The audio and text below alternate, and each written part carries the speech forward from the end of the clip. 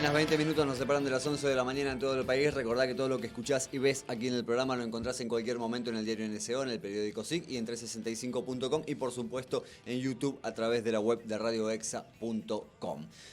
A Romina del Pla la tenemos, diputada nacional del Frente de Izquierda. Romina, ¿cómo estás? Buen día. ¿Qué tal? Buen día. ¿Cómo les va? Gracias por venir nuevamente. Complicada la semana en el Congreso, Juntos por el Cambio no dio quórum. A ver, para que la gente entienda, ¿qué es lo que se iba a tratar y por qué no se trató? Bueno, en la sesión esta convocada para el día miércoles iban a tratar casi 20 proyectos, algunos de temas secundarios, pero los proyectos más importantes tenían que ver con la creación de 9 universidades nacionales. O sea, el mismo proyecto que aquella vez... Claro, era el mismo temario de la sesión del 1 de diciembre, más la moratoria para los jubilados. Esa que era importante. O sea, era exactamente el mismo temario más eso. Bueno, el tema tiene varias aristas. Por un lado, no se sentaron porque no quieren, están en contra de la creación de varias universidades y también están en contra de la moratoria. Bueno, cada uno da un argumento distinto. Uno de los argumentos que vi que escribieron con total caradurismo es que, bueno, no se pueden crear universidades si está en crisis la educación secundaria. Bueno, es una tontería porque una cosa no invalida la otra y aparte ellos aprobaron el presupuesto 2023, que es un presupuesto de ajuste sobre el sistema educativo que nosotros del Frente Izquierda lo rechazamos, o sea que hay que tener un poquito de coherencia en la vida, ¿me entendés? Si vos aprobas un presupuesto cuyo objetivo central es garantizarle el pago al FMI, bueno, después no te quejes de que la educación está vaciada presupuestariamente. Entonces, en realidad, por eso digo, los argumentos son bastante arbitrarios, pero bueno, recordemos también que ellos están en contra del desarrollo de la educación universitaria. Recordemos que Vidal fue la que dijo que no había que crear universidades en el conurbano porque los pobres no van a la universidad. Y si bien una parte de esa afirmación puede ser verdad, está claro que para que también la clase trabajadora y sus hijos puedan ir a la universidad, una de las medidas que hay que adoptar es acercar la universidad, porque entre otras cosas el tema de la distancia, del transporte y demás, son obstáculos que se ha comprobado, digamos, palmariamente, que si se empiezan a allanar, toda una cantidad muy importante de jóvenes empiezan a ir a la universidad. Lo vemos con la Universidad de La Matanza, lo vemos con la Universidad de San Martín. Bueno, antes se ha visto con la Universidad de Luján y con la Universidad de Loma de Zamora, o sea que no es ninguna novedad. Y en ese sentido, bueno, nos parece que aún con crítica, nosotros colocábamos 2 en el dictamen, firmamos en disidencia parcial, poniendo 2 llamados de atención. Uno, que justamente acá hay una situación presupuestaria de ajuste, que si vos creas más universidades y no incrementás el presupuesto, obviamente va a haber una situación compleja, pero eso entendemos que hay que revisarlo. Un segundo aspecto que colocábamos como cuestión tiene que ver con que los proyectos de creación no plantean la aplicación del convenio colectivo de trabajo de la docencia universitaria, que está aprobado y que el hecho es que muchas de estas universidades que se han ido creando en las últimas 2 décadas justamente no tienen el respeto a las condiciones de trabajo mínimas, con lo cual el trabajo precario, el trabajo por contrato, la designación a dedo y además el cese y el despido a dedo son moneda corriente.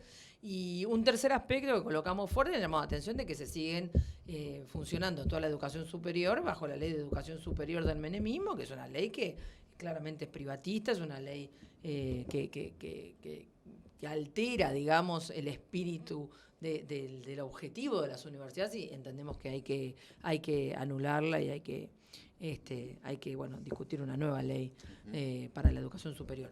Entonces, efectivamente, no quieren aprobar estas universidades y tampoco quieren la moratoria para los jubilados. ¿Qué es esto, la moratoria para los jubilados? La moratoria pasa lo siguiente.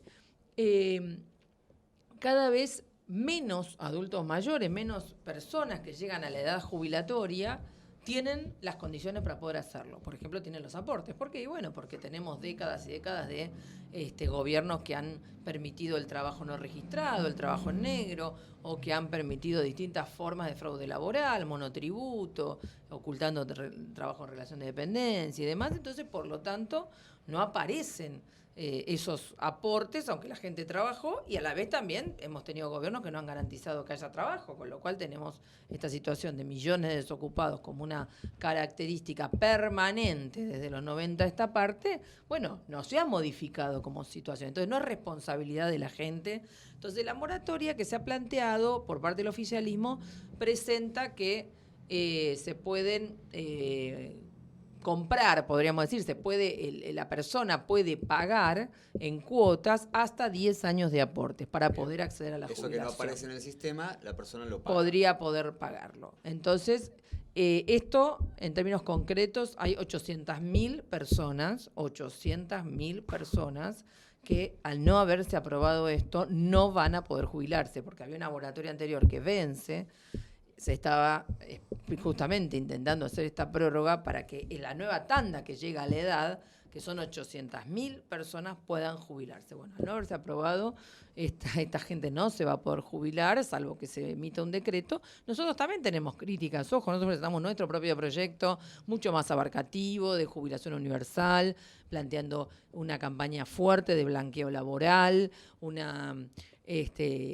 aumento de las jubilaciones para llevarlos a la canasta básica del jubilado, plantear restablecer el 82% móvil de las jubilaciones, o sea, volver al espíritu original con el que fueron creadas y que no se tengan que comprar los años, porque justamente colocamos la responsabilidad en el Estado de haber permitido ese estado de cosas. Pero bueno, seguimos batallando por ese proyecto, pero entendíamos que de todas maneras era, aún con estas críticas y con estos señalamientos, era mejor que se aprobara que no se aprobara. Por eso dimos quórum, por eso íbamos a votar con estos señalamientos estos proyectos, y la mayoría de los proyectos que estaban planteados para la sesión. ¿Y en este caso, en el de las jubilaciones, Juntos por el Cambio, qué dice? No, están completamente en contra. Su argumento es que cómo se puede seguir ampliando la base de beneficiarios con un sistema jubilatorio que está vaciado.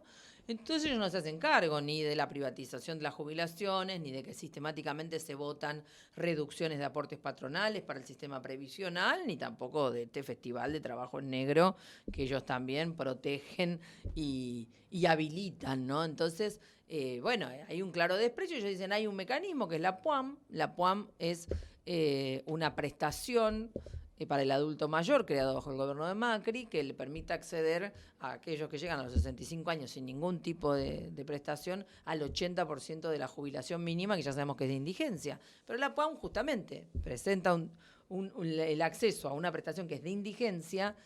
No todos pueden acceder porque hay gente porque por distintos motivos está invalidada.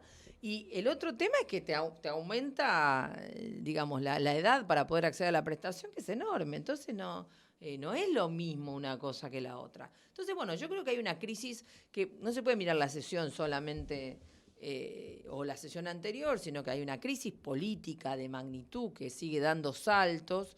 Tiene que ver con esta paridad en la composición de la Cámara, pero sobre todo tiene que ver con estos choques en la propia clase capitalista sobre cuál es el camino que hay que seguir, porque fíjate que así como se pelean, se sacan los ojos por hacer lobby sobre la Corte, por hacer lobby en el Consejo de la Magistratura, por hacer lobby entre la justicia, se matan por eso. Cuando hubo que votar el acuerdo con el fondo se sentaron todos, cuando hubo que votar el presupuesto se sentaron todos, y cuando hubo que aprobar distintas leyes que se aprobaron a lo largo del año, que todas significaban exenciones impositivas para algún sector patronal, eliminación de aportes patronales, se sentaron todos. Entonces, no tienen una divergencia estratégica, pero sí tienen una divergencia sobre cómo, digamos, se garantizan impunidad unos u otros, cómo hacen negocios unos u otros. Y bueno, y ahora dio un nuevo salto esta crisis política, esta impas que tiene el Congreso, que es obvia, que no se puede reducir a una sesión, con este fallo de la Corte, donde la Corte cada vez más empieza a tomar decisiones, y si la Corte es la que tiene que dirimir las crisis políticas e incluso económicas, estás en un nivel de desintegración del régimen político fenomenal. Entonces, pero tuvimos varios fallos de la Corte esta última semana en ese mismo sentido. Tuvimos el de que reconoció y mandó a jurar a los 4 diputados de la Cámara de Diputados que habían sido el factor de crisis la sesión anterior. Ahora el fallo sobre la cuestión de la coparticipación, y la Corte mete la mano en algo, yo le comentaba a Oscar, que tiene muchas implicancias, más allá digamos, yo creo que estoy en contra de todas las decisiones, estoy en contra de la decisión de haber metido la mano en la coparticipación por decreto, estoy en contra de que antes Macri haya sacado un decreto dándole más plata a la capital, estoy en contra del fallo de la Corte, o sea, creo que el tema es mucho más complejo y ni uno ni otros tienen razón. Pero la Corte se mete también en el presupuesto 2023, que ya está aprobado y que ya el FMI le dio el visto bueno. ¿Cómo hace eso? Y bueno, porque si dice que hay que darle una cantidad de plata a la ciudad, Claro. ¿de dónde sale la Del plata? La presupuesto. Corte no dice dónde sale la plata, ¿de dónde va a salir? O se le saca a alguna de las provincias o sale del presupuesto nacional. Pero el presupuesto nacional ya está asignado. Y está asignado justamente de acuerdo a lo que reclamó el fondo. Y pero en ese caso, ¿qué hay que hacer? ¿Una modificación de ese presupuesto también? Y tendrá que haber una modificación del presupuesto porque vos tenés que asignar una partida Sí, que no muy estaba grande prevista. que no estaba prevista. Entonces, el tema es que, ojo, la Corte, en esta puja de darle la razón también a Juntos por el Cambio, de meterse en la cuestión electoral futura, etcétera, también está pateando un tablero complicado. Yo no sé qué opina el fondo sobre esa resolución, porque el fondo opina que hay que darle menos plata a las provincias. O sea, incluyendo a la Ciudad de Buenos Aires. ¿Se entiende? ¿Por qué? Porque dice, acá tiene que haber más plata para que le paguen a todos los acreedores. Así que, muchachos, menos plata a todo, menos gasto público, menos esto, menos otro, en todas las jurisdicciones. Entonces, cuidado, porque se están incrementando la tensión económica en ese aspecto y están entrando, bueno, en terrenos varios, ¿no? Yo creo que esta resolución de Alberto Fernández, de reunirse con los gobernadores y decir no vamos a acatar, bueno, también es la resolución de las provincias que dicen yo no te voy a dar un peso, querido, de todas maneras, no te voy a dar un peso. Hoy un abogado constitucionalista explicaba que no es que no vayan a acatar, sino que presentan un recurso que es legal, obviamente, técnicamente está bien presentado y que simplemente lo que hace es estirar la cosa. No te pago porque presento este recurso, porque hay que tratarlo, pero lo más probable es que la Corte rechace ese recurso y definitivamente el gobierno tenga que pagarle al gobierno de la ciudad. Bueno, por eso, acá hay un problema que es las provincias... ningún gobernador quiere resignar medio centavo. Obvio. Y todos tienen algún punto de razón, porque recordemos que acá hay un tema, que es que desde los 90, del gobierno de Menem en adelante, cada vez se fue derivando a las provincias más responsabilidades. Recordemos la transferencia de las escuelas nacionales, recordemos la transferencia de los hospitales, recordemos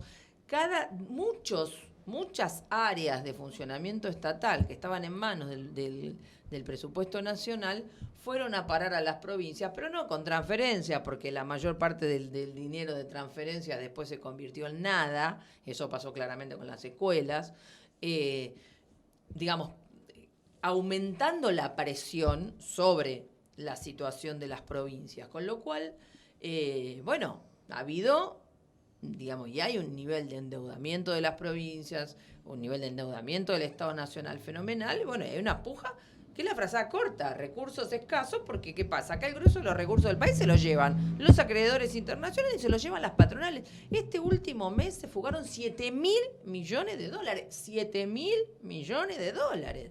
Y se supone que hay restricciones. 7.000 millones de dólares. Bueno, por algo tenemos un PBI entero fugado en el exterior. Entonces, la clase capitalista se lleva todo y después reclama además que se funcione con menos recursos y que encima se contenga una población que está hambreada. Recordemos que ahora está terminando el acampe en la 9 de julio del movimiento piquetero, la unidad piquetera con el polo obrero y demás, porque el gobierno no garantiza la entrega de la comida a los comedores. O sea, ni siquiera están reclamando algo nuevo, están reclamando, por favor, cumplan el cronograma, porque cada vez tenemos más gente en los comedores para dar de comer, incluyendo gente que trabaja, pero que trabaja y no le alcanza, entonces va al comedor para ahorrar una comida. Sí, hubo un reclamo también por lo que tiene que ver con el bono ese para el... Por supuesto, el bono que ha sido un absurdo, una provocación, y bueno, también las bajas arbitrarias que se están dando, pero creo que esta es la realidad de lo que está pasando en el país. Bueno, que la Reta y Alberto Fernández se peleen la población la está pasando mal. Romina, ¿qué pasó con el bloque de Milei? ¿Qué rol tomó en todo esto? No estuvieron ahora, no estuvo ni Milei, ni estuvo Espert. Milei es el diputado que más falta, ¿no? ¿A la Cámara? Sí, es uno de los que más falta. Igual, ojo, porque aparece cada tanto, pero lo que tiene Milei, además, es que sobrevuela y no va jamás a una reunión de comisión, no hacen ningún trabajo de lo que uno entiende que debería ser, aún no siendo parte del oficialismo, ¿se entiende? Nosotros vamos a todas las reuniones de comisión, presentamos proyectos sobre todos los temas, nos peleamos en cada cosa, porque entendemos que justamente forma parte también de desenmascarar lo que se está discutiendo, de advertirle a la población, miren que se está cocinando tal cosa. Además es para lo que te votaron. Por eso, hacemos el trabajo de eso, de hecho, mirá, una cosa rara, hay un medio que es el parlamentario que se encarga de cubrir todos los temas parlamentarios, donde ellos hacen una votación sobre el trabajo legislativo, y a mí me votaron 14ª.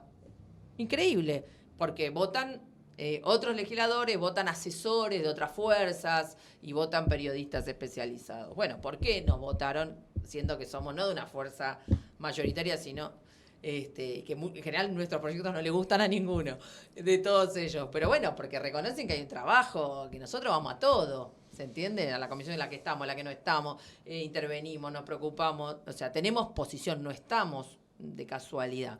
Milei y compañía solo utilizan el puesto como un elemento de propaganda. Ojo, la otra que no va casi nunca es Vidal. Vidal también se la pasa girando por los canales y ahí pocas veces la hemos visto sentada. Y bueno, creo que usan la banca como una proyección hacia otras cosas. ¿Y no hay manera de regularizarlo? Eso yo ayer charlábamos acá en la mesa por ahí de manera muy casera, si se quiere, ¿no? Y yo decía, si vos tenés un trabajo, un empleo en blanco y faltás 2, 3, 4 veces, te van a echar. Sí, pero ojo, porque no falta. Por eso te digo, no es tan... en general ha faltado ponerle una sesión o dos, que yo recuerde, no hubo tantas sesiones tampoco. Lo que pasa es que ellos van en un momento, después se van, en muchos temas no intervienen, No participan, intervienen solo en alguna cosa muy puntual. O sea que no es tan lineal el asunto, ¿me entendés? No es que no están nunca. De pronto fueron un rato, dieron el presente, después se paran y se van. No es tan lineal, no es que no va nunca. Obviamente hay como una sobrecarga sobre la cuestión, pero digo, la realidad es que no es tan así. Ahora, muy difícil, bueno, lo hablábamos ahí hace un ratito, Romy, muy difícil para el oficialismo tener que negociarlo todo, porque no le dan los números y, bueno, corren riesgos como ahora el miércoles, que se quedaron sin tratamiento, pero en otros casos, para poder sacar a flote algún proyecto, tienen que negociar siempre con alguien. Lógico, pero en realidad a muchos que han gobernado les pasa eso. Ahora, obviamente, después de la última elección hay una paridad muy fuerte, muy sí, marcada, muy fuerte. Le faltan muchos diputados para el quórum propio. Están en 118, le faltan 11 diputados.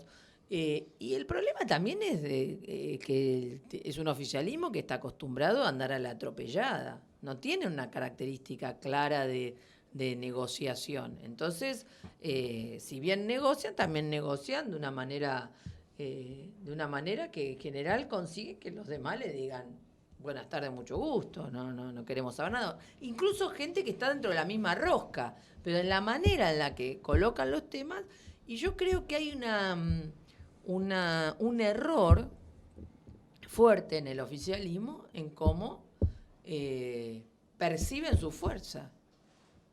Primero, es un bloque de tribus, todo contra todo, hablan con cada uno, te dicen una barbaridad contra los otros. No tienen una orientación política clara, están desorientados, el oficialismo está desorientado. Entonces está desorientado y no tiene resto para hacerse el guapo. Y sin embargo van a la Cámara, se hacen los guapos y fuerzan situaciones. Un ejemplo claro fue lo del 1 de diciembre. 1 de diciembre habían llegado al quórum. Los otros reclamaban hablar y hacer cuestiones de privilegio. Les hubiera dado la palabra. ¿Cuánto iban a hablar? ¿6 horas? Iban a hablar todo listo. 6 horas de cuestiones de privilegio. Y una vez que terminaron, si los demás del oficialismo no se iban a mover, los demás no nos íbamos a mover, Una vez que terminaron de hablar 6 horas, hacer su circo, provoca, ahora arrancaste la sesión. Y chao, ¿qué hacía el macrismo? ¿Qué hacía Monzó? Hacía eso. ¿Vos cómo lo ves? ¿Como un mal manejo de la presidenta de...? Pero no es solo un problema de Cecilia Moró, es un problema de conjunto del bloque. Es lo mismo que cuando en su momento Máximo Kirchner forzó la mano a fondo para en el debate aquel del presupuesto. Nunca está claro si lo quería voltear a fondo o no, pero que provocó con su intervención que le digan no te vamos a dar el cuarto intermedio, que te estamos diciendo nosotros hace 14 horas que se apruebe y te seguís negando. Bueno, entonces genera muchas de esas cosas. Y a veces hay mucho para la tribuna, ¿no? Sí, hay mucho para la Cuando tribuna. no se sientan a la banca, cuando no dan el quórum. Todo, de un lado y del otro. No es solamente una postura, digo, de convicción política, de convicción. Hay mucho de tratar. Yo creo que se equivocan en colocar esta idea de que, bueno, son ellos, junto por el cambio responsable, el sector responsable, a veces fuerzan la mano y terminan al revés. Por ejemplo, esta sesión, ellos sabían, antes de empezar, que no tenían quórum. Sabían. Si yo soy el oficialismo y voy a convocar una sesión especial y no una sesión común donde todos los bloques discutan los temas, hay necesidad de infligirte el golpe de que otra vez no pudiste hacer sesionar la Cámara. Si vos ya sabías desde la tarde anterior que no tenías quórum. Entonces algunos dicen, no, ahora a la mañana 3 diputados de Evolución que se iban a sentar dijeron que no. No eran. Y no te alcanza igual. Sí, pero aparte es claro. Se sabía de la tarde anterior que los de Evolución no se iban a sentar. Lo sé yo, que no estoy en la rosca. ¿Cómo no lo van a saber ellos? ¿Me entendés? Entonces, ¿cómo? ¿Se entiende? Entonces, es necesario que pasen por la situación de mostrar la impotencia de que no pueden hacer sentar a la gente para tratar. Yo creo que se infligen muchísimos de esos golpes. Bueno, y no será a propósito para después decir, no nos dieron quórum para tratar proyectos de esta envergadura. Sí, pero quedan, ¿entendés? Eso es una chiquita, eso es lo que te quiero decir. Por supuesto, convocaron público otra vez, convocaron a los de las universidades que estaban indignados, hicieron su declaración. Ahora, ¿quién registra todo ese detalle? Porque eso es para los propios. En el resto, ¿ganan a alguien en esa situación? Yo te digo, no ganan a nadie. Y muestran un cuadro de mayor debilidad. Yo creo que la conclusión es que ni uno ni otro pueden sacar a este país adelante. Esa es la primera conclusión que tenemos que sacar como trabajadoras y trabajadores. Acá la única salida es organizarse, luchar, intervenir, y en ese sentido nosotros estamos muy fuertes desde el Partido Obrero, del Frente de Izquierda, no solo interviniendo en las luchas como la del movimiento piquetero, la de los residentes de la salud, la de la docencia en algunas provincias que sigue reclamando, sino también planteando la necesidad de cara al año próximo de un congreso del Frente Izquierda que coloque al Frente Izquierda una referencia mayor, justamente no solo electoral, sino sobre todo de referencia para marcar un horizonte en esta crisis política, en esta salida política, y en función de eso, el 11 de febrero, vamos a convocar un plenario abierto, un plenario nacional, activistas, luchadores, jóvenes, adultos mayores, para justamente debatir cómo sacamos al país de esta crisis, cómo desenvolvemos un programa de salida a la crisis y a la vez insistimos con la idea de un congreso del Frente de Izquierda y los Trabajadores Unidos. Tengo la tanda, Romina, pero te pregunto antes de despedirte, ustedes están muy bien posicionados en La Matanza, se quedó demostrado en la última elección, pero tuvimos una charla hace poquitas horas con un referente de Milei, de aquí del partido de La Matanza, y nos decía que en una encuesta le están dando bien los números a Milei aquí en el distrito. ¿Ustedes ven eso también desde su fuerza política? Mirá, yo creo que el fenómeno Milei es un fenómeno obviamente fogoneado adrede, porque el desencantado para el sistema es mejor que vaya a votar a Milei y no que venga a votar a la izquierda. ¿Se entiende? O sea que vos tenés a Milei, dale con el inflador todos los días en todo lado. Ahora, también hay que ser claros, si nosotros en nuestra organización, si hay algún compañero que hace un planteo de esas características o le llama la atención, le explicamos, mira, esta gente está reivindicando la presidencia de Menem. Menem ha sido el responsable de llevarnos a esta debacle, a las privatizaciones masivas, a la desocupación masiva, a la flexibilidad laboral, o sea, es el responsable de esta situación. Entonces, cuando uno explica que ahí atrás no hay nada, que hay más de la política Juntos por el Cambio del Frente de Todos extrema, es esa idea, es más del mismo régimen, bueno, creo que la gente empieza a entender. Así que puede ser que las encuestas le den un crecimiento y demás, pero después también hay que concretarlo, tienen que mostrar alguna idea concreta. Vos fijate que en algún momento este año intentaron hacer un acto y fue un bluff. Porque cuando lo dejas hablar un poco a Milei, empieza a decir tantas barbaridades. Sí, sí, es increíble. Que la gente dice, pero escuchame, ¿cómo hay que vender los órganos para...? Bueno, pero y eso lo dijo. Dijo que había que vender los órganos de las personas para poder... Si sos pobre, vender un riñón. Para poder y habló, sostenerse. si no me equivoco, de los bebés también, por supuesto, ¿no? y la venta de bebés. Igual lo de Milei no es ninguna novedad. No, tenemos en Misión, en Corriente y demás, que también el negocio de la venta de bebés funciona, por supuesto, lo cual es una vergüenza. Claro, pero él lo que quiere es canalizarlo como algo él lo quiere, legal. Por supuesto, lo quiere legalizar, es un locura. escándalo. Romina, gracias por venir. No, gracias a usted. Que tengas un buen día. La diputada Romina del Pla estuvo con nosotros, tenemos tanda atrasada música y después la segunda hora del programa.